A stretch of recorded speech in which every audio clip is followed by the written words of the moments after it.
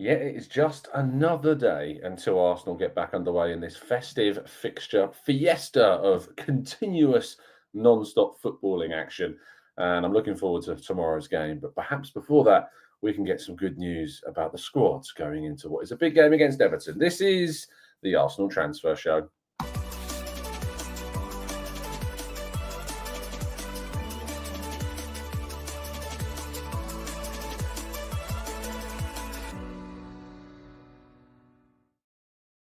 Hello and welcome to the Gooner Talk, back again with you guys and girls for another episode of what is the Arsenal Transfer Show. Joining you every single morning at 8 a.m. UK time. Thank you as always for joining me and making this a part of your morning routines. It is incredibly appreciated. I hope you're doing good. I hope you're doing well.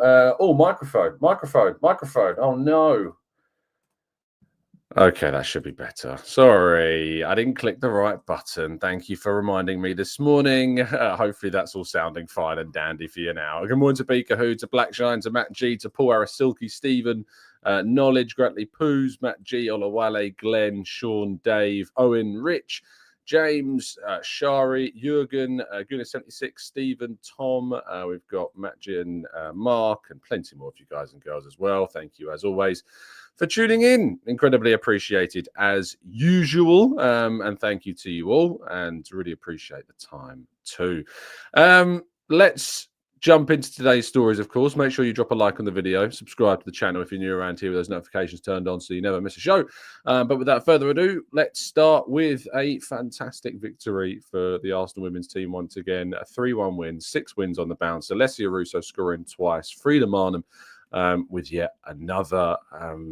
Renee Sliggers is doing a brilliant job, it has to be said. And it leaves Arsenal really with these big question marks about what to do with the managerial position, because with Arsenal in such good form, she's earning that role, I think, and potentially could, who knows, get it on a permanent basis. But Arsenal sitting, having now officially and without question qualified, they're on 12 points. They've got one game left. That is against Bayern Munich. Bayern Munich, of course, won their own game. They beat Juventus 4-0. But it will be a case of whoever wins the final match of the group will indeed top that group as well. Real Madrid, second behind Chelsea in their group. Lyon are top of their group ahead of Wolfsburg. And Man City are top of their group ahead of Barcelona as well, having won all 5 of their games. Chelsea winning all 5 of their games. So it's a very typical, classic English dominant Champions League, but there is still those big European sides like Lyon, Real Madrid, Barcelona, and Bayern Munich, all still very much in the fold. Wolfsburg, we expect to also be there as well. Moving forwards, though, and into transfer stories, looking at what's going on in the world of transfers. Sammy Mokbel of the Mail delivering a number of interesting insights into the latest Arsenal situations. The first one is on Thomas Partey, who he claims the future of is still uncertain, with no progress made on a new contract. There is just 20 days now until he can sign a new deal, 19 days now, until he can sign a new deal with another club, a pre-contract agreement to then leave the club on a free in the summer. And it suggested, sources to Sammy are that there is no major urgency at the club to nail down Partey's future, despite his re-emergence as a key starting figure in the team as well. So it seems that despite confidence of some that Partey will be extending his deal, so far there has been no progress made so far on that front. And that if we're looking at what's the most likely outcome at the moment, it seems the more likely outcome is that he will go. And the other main story, of course, is on Gabriel. Gabriel is hopeful, according to Sammy Mokbel again, of being fit and available for the game against Everton this weekend. Of course, Gabriel has been missing for quite a significant period of time now, and Arsenal have missed him. Kivior has done well in his stead for sure, but I think Arsenal have missed the kind of that coverage on that left-hand side, the way in which he particularly protects that left-hand channel. He's done very, very well indeed, and Arsenal have missed him. So fingers crossed, Gabriel is indeed going to be ready and available for the weekend, but we will hopefully find out more when Mikel Arteta faces the press. Only joking, we never find out anything. But Mikel Arteta will indeed be facing the press ahead of this weekend's games against Everton. He'll provide an update, we hope, on Gabriel, on Calafiori, Zinchenko. Got a number of other players, of course, who are also somewhat fitness concerns. Usually what happens, though, is he tells us that a few players still haven't trained yet from the game in midweek. And then, of course, they become available. Jurriën Timber, Thomas Partey, of course, did get some minutes as well. I'll be interested to ask if he gets asked questions about Miles Lewis-Skelly, to see if Miles Lewis-Skelly could potentially get a starting place in the team this weekend. I think there's a really good opportunity there. If the left-hand side is still somewhat weak at left-back, I think that Miles Lewis-Skelly's performance against Monaco showcased his confidence, his level, and that he can indeed get an opportunity at left-back, with Gabriel coming into that position as well. Next to him could even help prop up the proposition of him playing there as well. So that is definitely something that I'll be looking forward to seeing, hopefully asked to Arteta as well.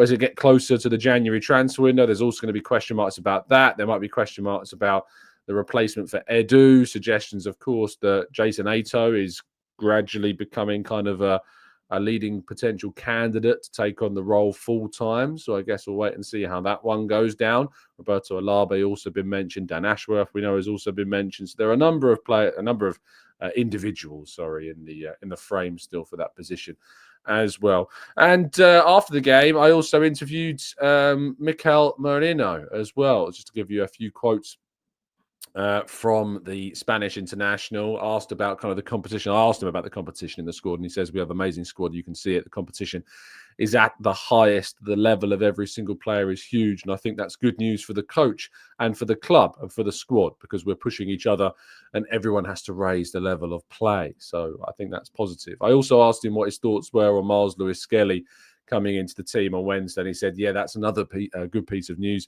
That's also good news because you see that every single player who is filling in those gaps and doing an amazing job. Miles, with his full debut, did an amazing job, and you could see the composure, you could see the quality he has. Also, the whole squad is helping him. It's what we're talking about. When you have so much quality in every single player, and when you're training every single day with us, you get better. I'm really happy for him and for every player who is just in the squad doing his best. Jack Rosser, actually, from The Sun, asked the question about what he's like as a guy, Lewis-Skelly, and Merino said he's a really amazing guy and he's a really good kid, always very humble, just trying to learn from the others, asking questions and not worried of being judged or asking maybe a stupid question or whatever. But he's always just trying to learn with a positive attitude, and he also has that technical and physical level that will bring a lot of joy to the people who watch him play. And, I think that Mikel Merino is continuing to speak very, very well whenever I get the opportunity to catch up with him and ask him some questions. He's always kind of apologizing for his English, but his English is very, very good indeed, as you guys very much well know from any interviews that he's done and previous interviews we've shown you on the channel as well. So he was in good spirits and potentially could be with another opportunity to start this weekend. In fact, I think I might start him this weekend in that midfield position, because I think he's probably earned it based off the back of that performance against Everton. Right, let's go to part two and your questions right after this.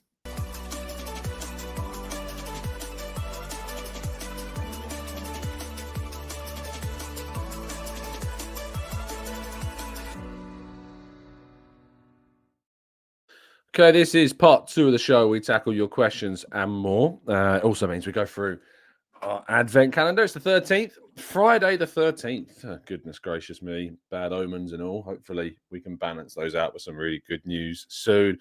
Bottom right-hand corner today, can it be balanced out? There's nothing unlucky about getting a dairy milk. Happy days. Happy days. See, it's just a superstition. Right, let's jump into the chat, shall we? And tackle some of these comments, your questions. Dave, it's his birthday today. Happy birthday, Dave. Thank you so much for your continued support of the channel. As always, been a very long-term serving member of the channel, and really appreciate all your support, Dave. So enjoy your birthday today. Have a fantastic Friday and be safe, be well. Good morning to the rest of you, of course, as well. Major Lee says, I don't see Partey retiring as an Arsenal player. Maybe letting him go is for the best. Damien says, as good a season as Partey is having, it's time to let him go. Wilson says, why on earth are you not wearing an Arsenal shirt, Tom? Absolutely shocking. Bloody hell.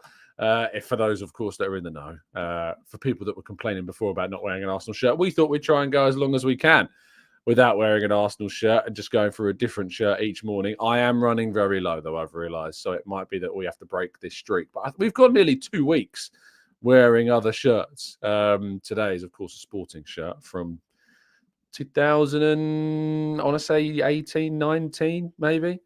About 6 years old, this shirt. Not too tight, this one. It's not too bad.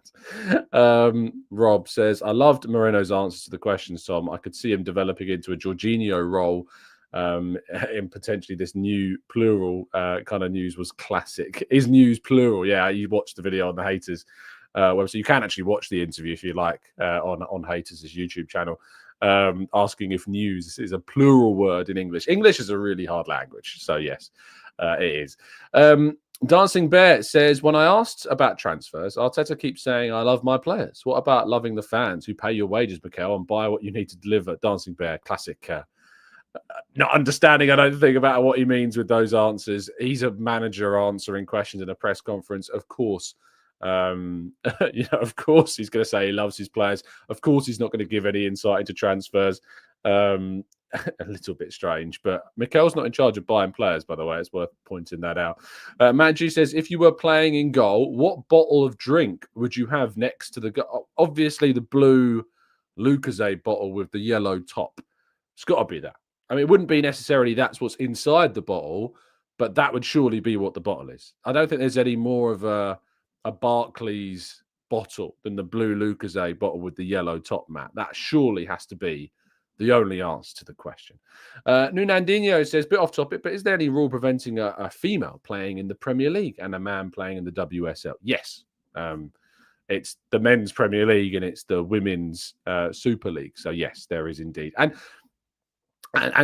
quite rightly as well, the physical differences between the men's and the women's game is quite significant. So the reason why they're separated is to create the best competition environment available for both. So it makes sense. So yeah, you can't cross over at a certain age in England. Boys and girls are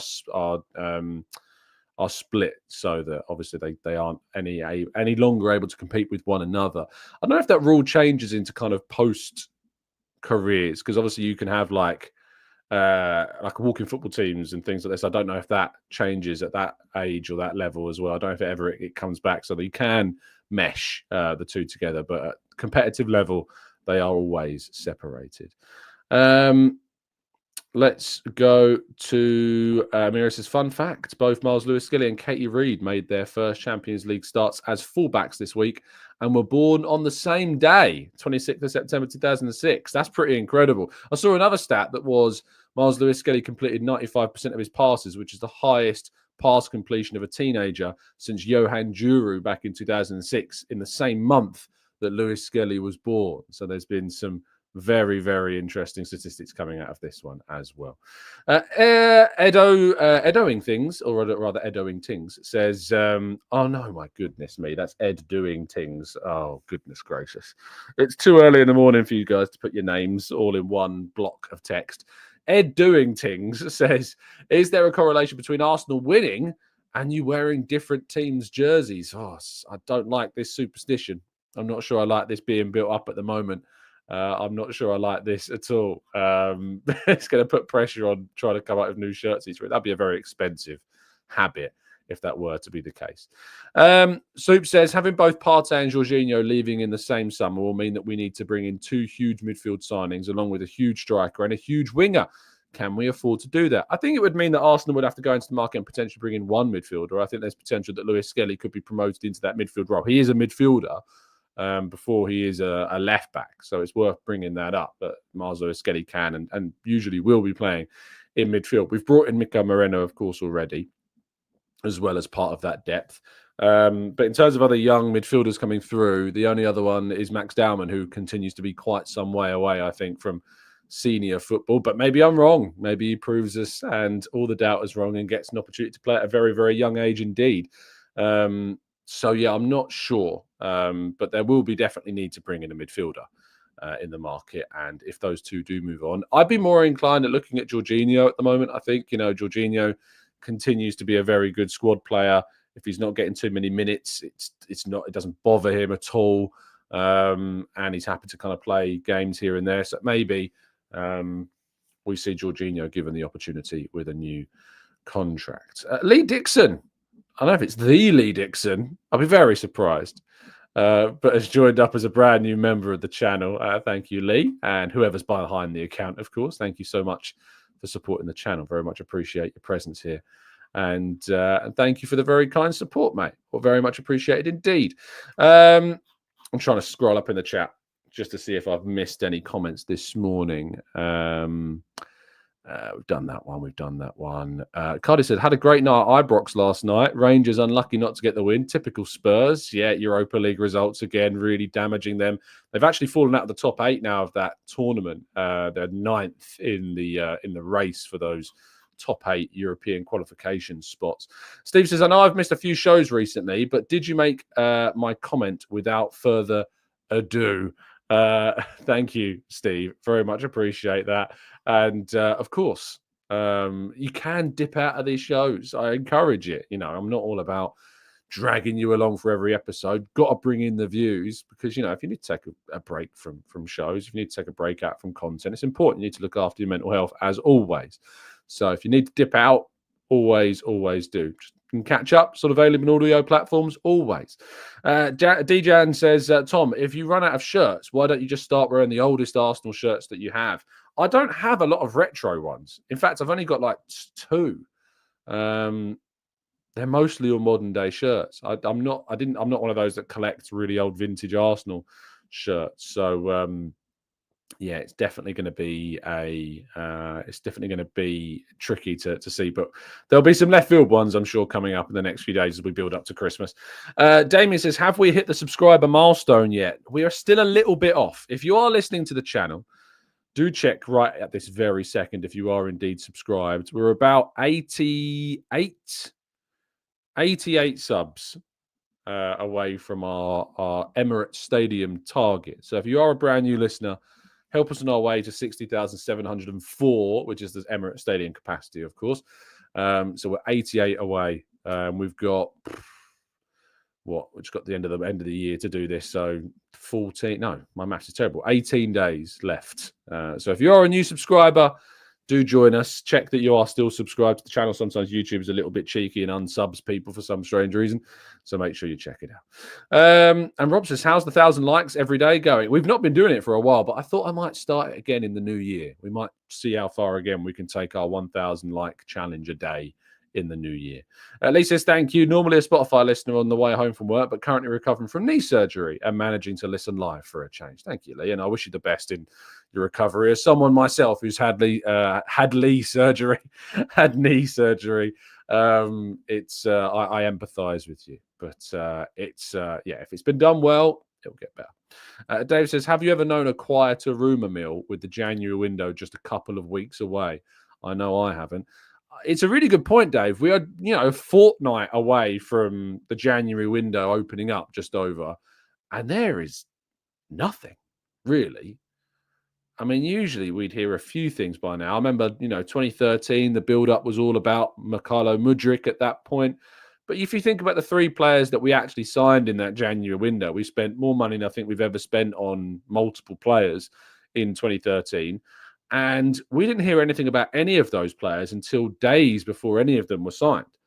Trossard, of course, came up after the Mikel Merino failure.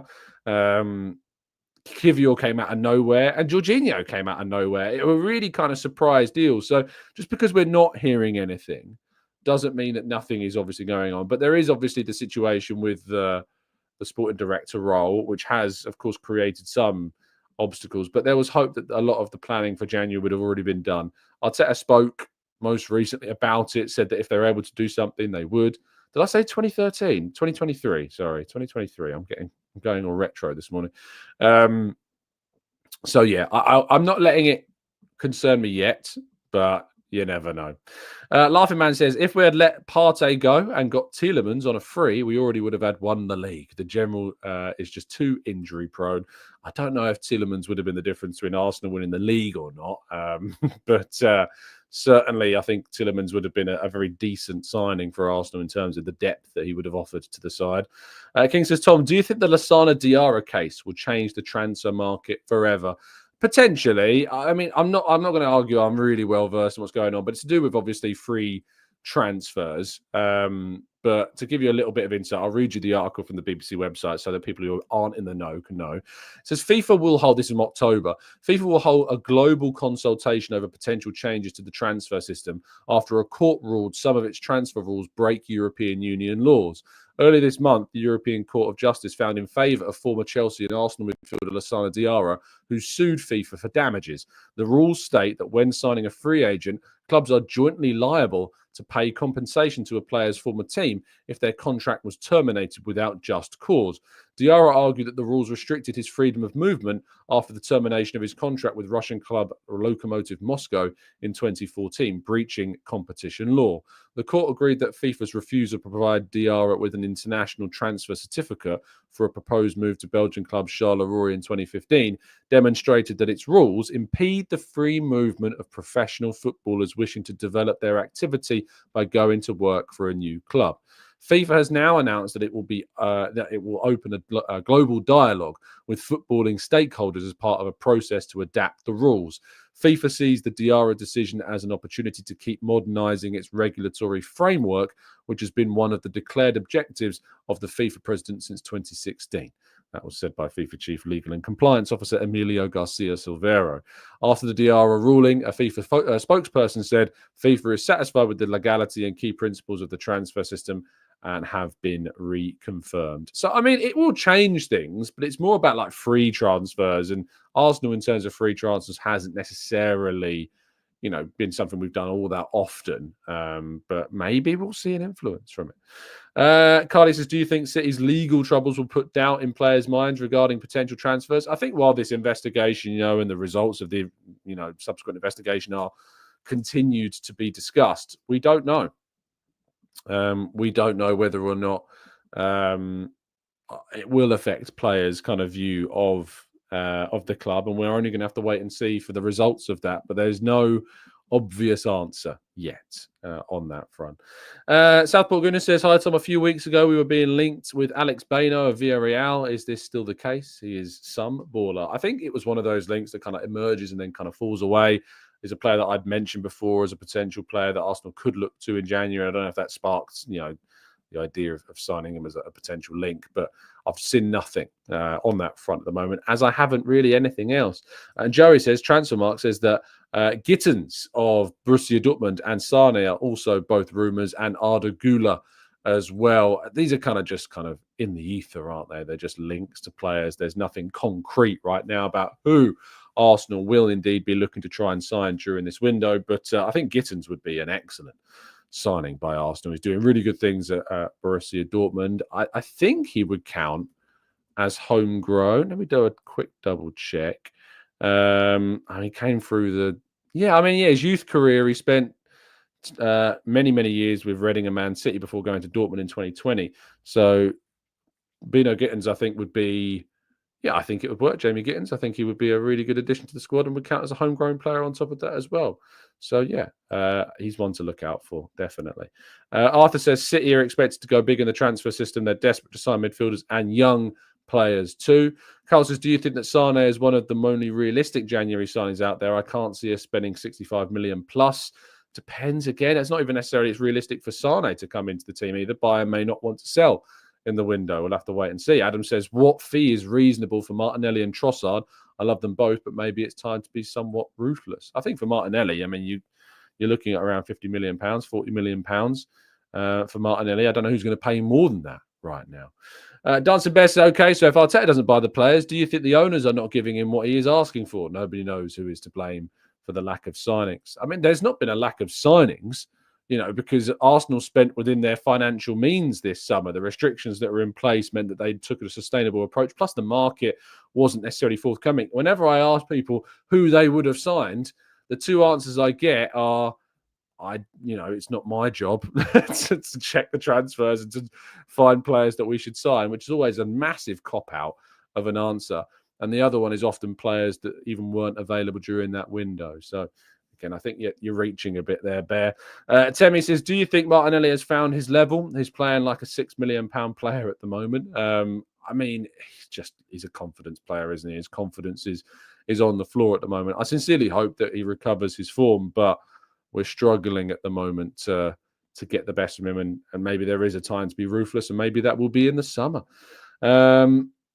Let's go to Joey says, a lack of signings. Merino, Calafiori, last year, Rice, Havertz, Timber. Am I missing something? Yes, Joey, it's never enough. It's never, ever enough for some.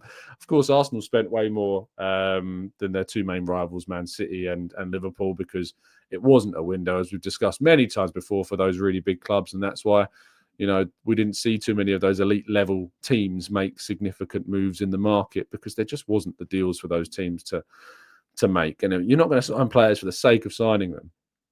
It's just not really something that Arsenal tend or will ever do. And Russ says, hi, Tom, what do we do with Sterling? Again, I don't see Sterling being a player that we keep. He'll just be a squad player until the end of the season and then go back to Chelsea. Major Lee says, when do you think enough is enough with Martinelli? It depends upon this season, of course. Again, I think we'll see what available options there are in the summer, and if anyone comes in with potential interest in Martinelli. You can't force a player out the club, and if you do, you'll significantly hamper their value in the market. So it depends on who comes in. It's all well and good saying that a player needs to be moved on or a player needs to be sold, but you need somebody to come in and buy them as well. Alex says, does Martinelli have a chance of playing as a striker if Havertz, similar to how Jesus plays, and let Trossard feed him from the left-hand side? Martinelli's forays into the centre-forward position have never really bore much fruit. He has trained as a centre-forward at times with the team, but it's never led to any kind of selection there either. So I'm not expecting that to happen. This is not going to be your only show of today. There is going to be a show that will be a pre-recorded episode a little bit later on today going out, probably around 5-6 o'clock this evening. I'm going to be joined by the ever-present and legendary podcasting figure and friend of the channel, Mr. Andrew Mangan, a.k.a. Mr. Arsblog, will be joining me a little bit later. So there'll be a show going out for you this afternoon with Andrew from Arsblog to talk all about the latest Arsenal squad situations, the game at the weekend against Everton, how the season's gone so far, and of course any transfer news going into this window and potentially the futures of a number of players as well. So do make sure that you're setting your alarms. So I'm going to say 5. Let's say 5. We'll put the show out at 5 o'clock. So that's when it will be available for you all to listen to. Just to finish us off, a couple of questions. Tom, any obscure young player names that you'd recommend? I've got a new Football Manager save, and I need some obscure talents. Well, I usually, whenever I go onto a FIFA career mode, which is very rare because I don't have it this year, I often go and have a look at who Red Bull Salzburg's most exciting young players are at the moment. I think Dedic, of course, the right-back, 22-year-old Bosnian's a very exciting player, but he is now 22. You've also got Maritz Kjærgaard, of course, a central midfielder, 21 years of age. He's also another one that I would be recommending you look out for. But the main one at the moment that I think you should be looking at is Oscar Glauk, who is a Israeli midfielder, and is also very, very highly rated as well. He's only 20 years of age, but very, very exciting young player as well coming through. So quite a few players to look at and potential options for you to go and sign from Red Bull Salzburg, but they're kind of the young players that are exciting. You've also got Karim Kanate, he's another one as well, Ivory Coast international, I think, potentially already. I mean, I'll do a quick double check. Is he a full international yet? Yeah, he's made 17 appearances for the Ivory Coast national side, and he's only 20 years of age. So there's quite a few young players, and go and have a look at those. Carlos says, do you think a centre-back, I think that is, centre-forward defence and right-back is a priority given Tomiyasu's injury history?